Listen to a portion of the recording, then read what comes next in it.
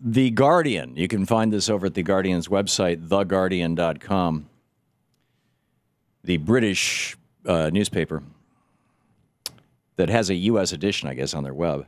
U.S. taxpayers subsidizing world's biggest fossil fuel companies. This is astonishing. Here's just a few small examples. Right here, let me give you an example. First of all, the whole size of this thing. Oil Change International writes Damian Carrington and Henry Davies for The Guardian. Oil Change International, an NGO that analyzes the costs of fossil fuels, found in 2014 that U.S. taxpayers were subsidizing fossil fuel exploration and production alone to the tune of $21 billion a year. You and me, with our tax dollars, are transferring $21 billion a year to the fossil fuel industry. In 2009, President Barack Obama called on the G20 to eliminate fossil fuel subsidies, but since then, the U.S. federal subsidies have risen by 45%. Now, why would that be? Well, here's one example. ExxonMobil's Baton Rouge, Louisiana refinery is the second largest in the U.S. Since 2011, it's been benefiting from exemptions from industrial taxes worth $118.9 million over 10 years, according to Good Jobs First database. The Republican governor of Louisiana, Bobby Jindal, has expressed his pride in attracting investment from ExxonMobil. In state election campaigns between 2003 and 2013, Bobby Jindal received 231 contributions from oil and gas companies and executives, totaling $1,019,777. So give Bobby Jindal $1 million, and he will give you billions, or at least hundreds of millions. Well, he gave ExxonMobil over 118 million. They gave him about $1 million. And actually, it wasn't even them. This is oil and gas companies in plural. When ExxonMobil was asked about this by The Guardian, they said, ExxonMobil will not respond to Guardian inquiries because of its lack of objectivity on climate change reporting. Right. The Guardian actually accepts the science. Here are some of the other examples. By the way, Bernie Sanders spoke up about this. He issued a joint statement with Keith Ellison. Bernie's in the Senate, Keith's in the House.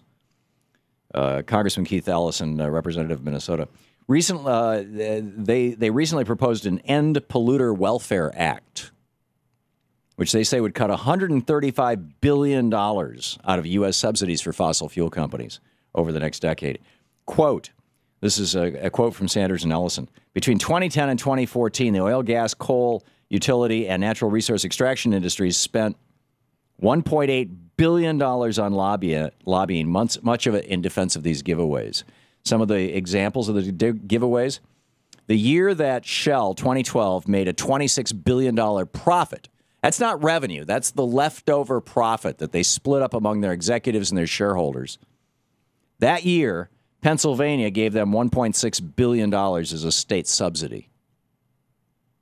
In 2011, the year that ExxonMobil made a $41 billion profit, that's mind-boggling.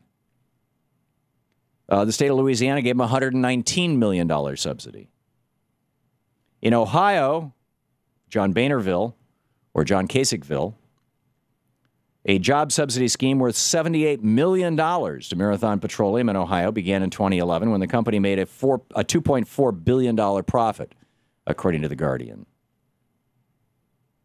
Bernie says, at a time when scientists tell us we need to reduce carbon pollution to prevent catastrophic climate change, it's absurd to provide massive taxpayer subsidies that pad fossil fuel companies' already enormous profits.